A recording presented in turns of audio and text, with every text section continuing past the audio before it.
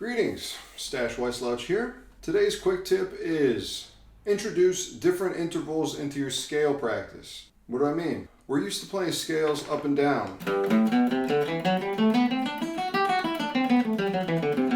One note after the other, 1, 2, 3, 4, 5, 6, 7. But there's so much more to scales. There's different intervals. If you go from a 1 to a 3, you have a third. 1 to a 4, you have a fourth. 1 to a 5, you have a fifth, etc. Well, let's take an interval, for example, a fourth, and say, I want to insert fourths into my scale practice. I'm still going to play the scale, but in between each note, I'm going to interpolate an interval of a fourth. So I go 1, up a fourth, 2, up a fourth, 3, up a fourth, etc. So we'd have 1, 4, 2, 5, 3, 6, 4, 7, 5, 1, 6, 2, 7, 3, etc.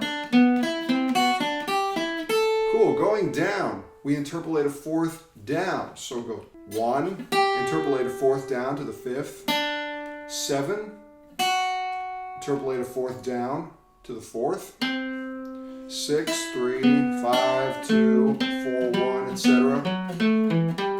So what's the benefit of this? You get to see, feel, and hear the same old scale in a new, different way. By adding new intervals into the scale practice, it gives the scale a new character. Whoa. Doesn't sound like the same old G major scale I was used to before. Alrighty, now that you understood this, what if we re-express that exercise and we say a note and its interpolation is a cell? For example, 1 to the 4 could be a cell expressed by interval and direction. A fourth going up. Then the cell moves up to the next scale degree. 2, fourth going up. Great. Now to introduce a little bit of variation to shape and contour of this exercise, I want to organize this scale exercise into pairs of cells. So the first pair would be 1, 4, 2, 5. 2 cells of fourths both going up. I would say that would be an up-up sequence. Up, up, up, up, up, up, up, up. Now this gives us good ground to get some cool variations. What if we did up, down? Instead of going 1, 4, 2, 5, the second cell, I want to give it a downward direction. So we go 1, 4, 5, 2. Oh, all of a sudden we've got up, down, up, down, up, down, up, down. Going down, we'd switch the direction, so now we'd be going down, up.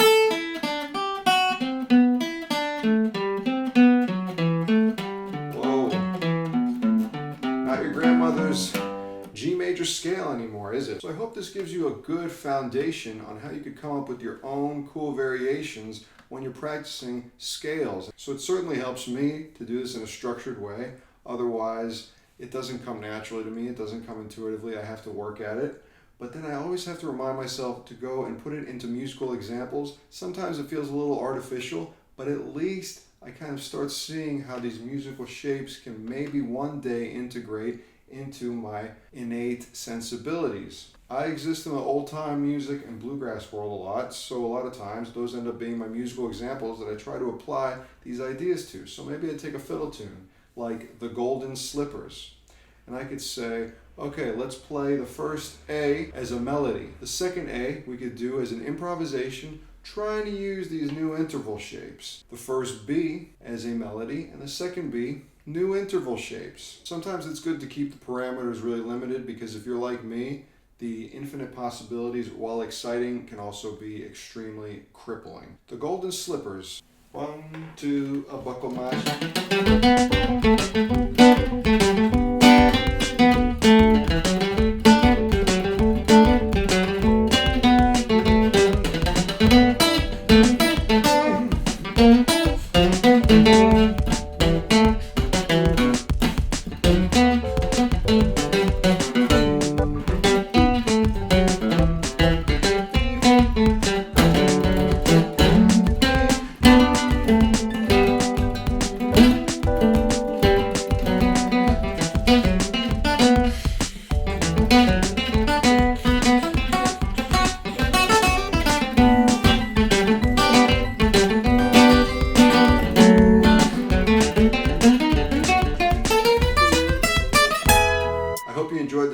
Thank you very much for watching to the end. Please subscribe to my YouTube channel. Check out my Patreon for supplemental PDF materials to this lesson and all the other lessons you see on this channel. See you next week.